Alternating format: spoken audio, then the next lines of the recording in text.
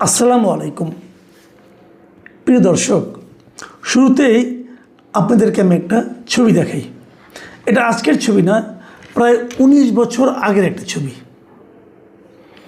আপনারা জানেন এই দেশে একবার 1/11 নামে একটা ঘটনা ঘটেছিল। ওই যুক্তরাষ্ট্রের 9/11-এর অনুকরণে আমাদের এখানে 1/11 হয়েছিল। 9/11-এ সন্ত্রাসী বাহিনী, সন্ত্রাসী গোষ্ঠী অথবা একটা গুপ্ত গোষ্ঠী তারা যুক্তরাষ্ট্রে একটা ধ্বংসযজ্ঞ চালিয়েছিল। টুইন টাওয়ার ধ্বংস করে দিয়েছিল বিমান দিয়ে। 1/11-এর সময় আমাদের এখানে, আমাদের এই দেশে সেনাবাহিনী প্রভাব বিস্তার করে একটা অন্তর্বর্তীকালীন সরকার গঠন করেছিল। সেটা কেন করেছিল, করা কতটুকু প্রয়োজন ছিল, সেটা নিয়ে বিস্তর আলোচনা হতে পারে। কিন্তু আমি যে কথাটা বলছি, তারা দায়িত্ব নেওয়ার পর একটা বেসরকারি তত্ত্বাবধায়ক সরকার গঠিত হয়েছিল ফখরুদ্দিন আহমেদের নেতৃত্বে, কিন্তু সেটাকে বলা হতো সেনা সমর্থিত তত্ত্বাবধায়ক সরকার। সেনা সমর্থিত এই কারণে যে সেনাবাহিনী তখন আসলে নানা বিষয়ে ওই সময়ে ভূমিকা রেখেছে এবং প্রভাব বিস্তার করেছে।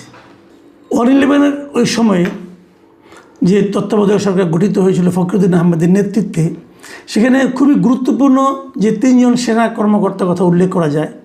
তাদের একজন ছিলেন ওই সময়ের সেনাপ্রধান লেফটেন্যান্ট জেনারেল মঈনুর আহমেদ, আরেকজন ছিলেন সাভারের যে 9 ডিভিশনের জিওসি, যিনি ছিলেন মেজর জেনারেল মাসুদউদ্দিন চৌধুরী, এবং আরেকজন ছিলেন ডিজিএফআই এর ভারপ্রাপ্ত ডিজি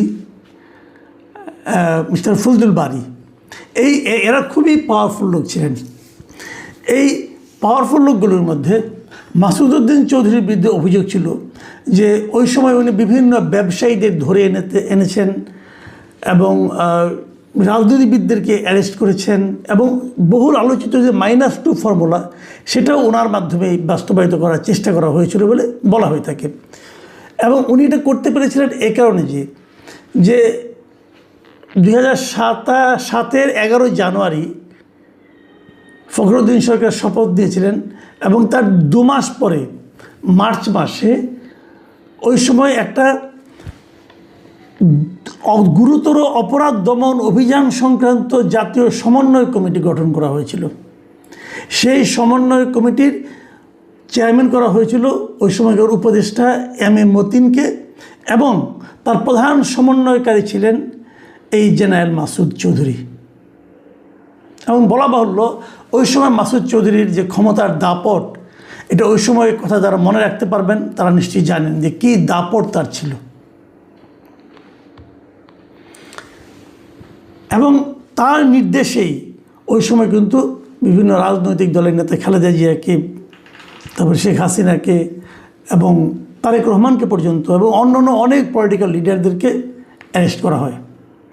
এবং সেই অ্যারেস্ট করার পর আমরা এই যে ছবিটা আপনাদেরকে শুরুতে দেখালাম, এই ছবিটা তারেক রহমানকে অ্যারেস্ট করার পর তাকে যে ভীষণভাবে টর্চার করা হয়েছিল, এবং টর্চার করতে করতে তাকে এক পর্যায়ে হাসপাতালে ভর্তি করা হয়েছিল। এবং সেই হাসপাতালে ভর্তি করার পর ওনার শয্যা পাশে ওনার মা ওনাকে দেখতে গিয়েছিলেন। সেই সময়কার ছবি, একজন আহত সন্তানকে দেখতে তার মা গিয়ে, তার মায়ের কি অনুভূতি, সন্তানের কি অনুভূতি, তা কিন্তু এই ছবিটাতে ফুটে উঠেছে।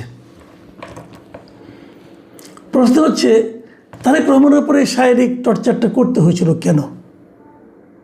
যদি উনি কোনো অপরাধ করে থাকেন, তার বিরুদ্ধে সুনির্দিষ্ট মামলা হবে এবং সেই মামলা চলবে, কিন্তু তা না করে তাকে ফিজিক্যালি টর্চার করা হয়েছিল। এবং তার যে সমস্ত বর্ণনা পাওয়া গেছে, সেগুলো ভয়ঙ্কর ভয়ঙ্কর সব বর্ণনা। এগুলো আমরা পরবর্তী সময় নানা মুখে শুনেছি নানাভাবে। এবং তারও চেয়ে বড় কথা, সেই তারেক রহমানই কিন্তু আজকে আমাদের দেশের প্রধানমন্ত্রী, সরকার প্রধান। উনি নিশ্চয়ই ওনার স্মরণে আছে যে ওনার উপর কী কী টর্চার করা হয়েছিল, এবং বলা হয়েছিল এই সকল টর্চারের মূলে ছিলেন এই জনাব মাসুদ চৌধুরী। কেন উনি এটা কেন করেছিলেন? উনি কিন্তু সম্পর্কে তারেক রহমানের আত্মীয় হন, একেবারে অনাত্মীয় না, ওনার আত্মীয় হতেন উনি। এবং আত্মীয় হলে ওইটা কেন করেছেন? আজকে দেখলাম ওনাকে গ্রেপ্তার করা হয়েছে মানব পাচারের মামলায়। তো মানব পাচারের মামলায় গ্রেপ্তার করা হয়েছে। হওয়ার পর তার বিরুদ্ধে এরই মধ্যে ফেনীতে 6টি এবং ঢাকায় 5টি মামলার তথ্য পাওয়া গেছে এবং সেগুলির থেকে তাকে গত রাতে তার বাড়ি থেকে অ্যারেস্ট করা হয়েছে। এটা আমরা জেনেছি, আজকে অলরেডি প্রেস কনফারেন্সকে তারা জানিয়েছেন।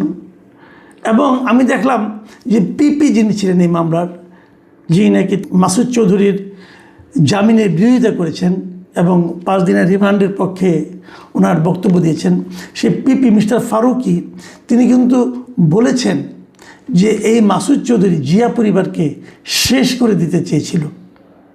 আমি পিপির বক্তব্যটা একটা আপনাদের পড়ে শোনাই। তিনি বলেছেন যে মাসুদ চৌধুরী -2 ফর্মুলার নামে জিয়া পরিবারকে শেষ করে দিতে চেয়েছিল, কিন্তু ভাগ্যের কি পরিহাস, যাকে মানে তারেক জিয়াকে টর্চার করে হত্যা করতে চেয়েছিল তিনি এখন দেশের প্রধানমন্ত্রী। তো তিনি যেটা বলেছেন এটা ঠিক আছে, কিন্তু আমার কথা হলো, যে কথার জন্য আমি এত তথ্য অবতারণা করছি সেটা হলো যে মাসুদ চৌধুরীকে আপনি গ্রেপ্তার করবেন, তার বিরুদ্ধে মামলা দিবেন, মানব পাচারের মামলা, অর্থ আত্মসাতের মামলা, অর্থ পাচারের মামলা, সেগুলো দেন, উনি করে থাকেন, অবশ্যই দিবেন।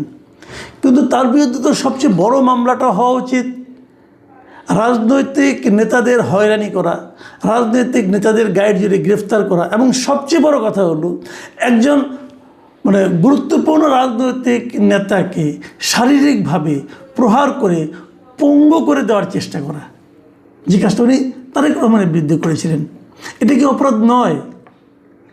তারেক রহমানকে উনি যেভাবে প্রহার করেছেন বলে আমরা শুনেছি বিভিন্ন সময় এবং দেখেছি, এই যে ছবিগুলো আপনারা দেখলেন, ছবিগুলোতে বোঝা যাচ্ছে, এটা কি আপনারা অপরাধ হিসেবে বিচার করছেন না?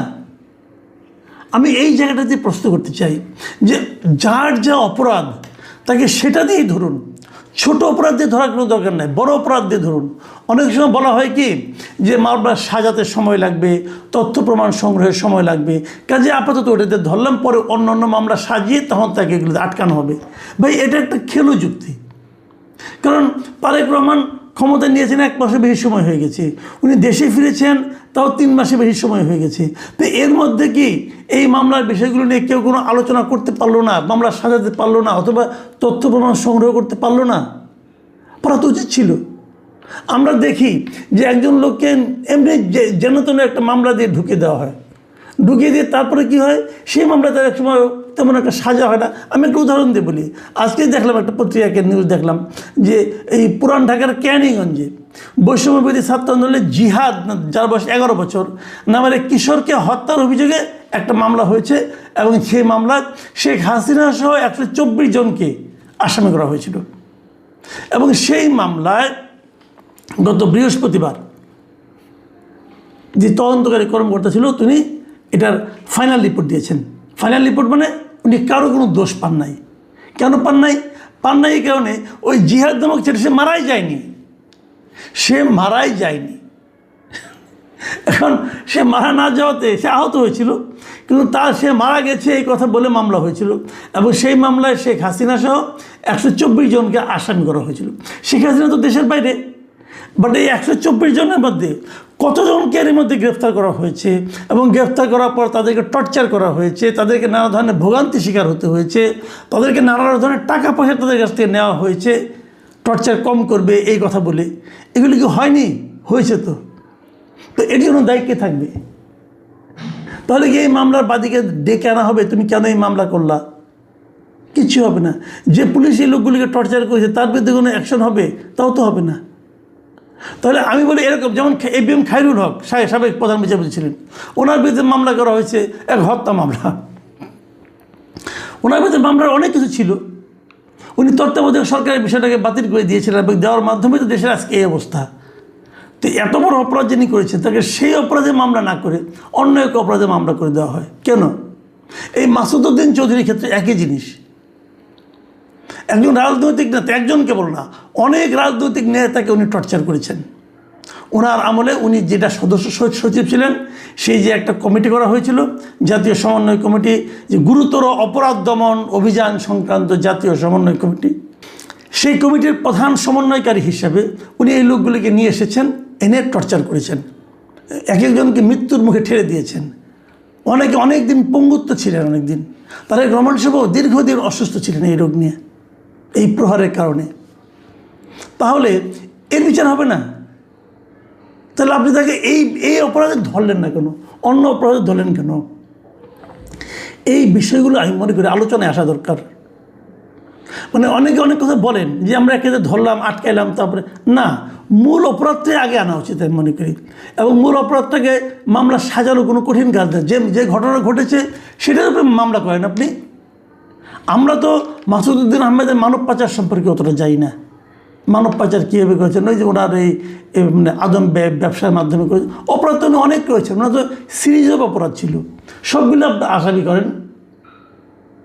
কিন্তু প্রধান অপরাধটা ওনার হলো এই যে পলিটিক্যাল লিডারদের যে আটক করা এবং তাদেরকে শারীরিকভাবে হেনস্থা করা, এটা ছিল তার প্রধান অপরাধ।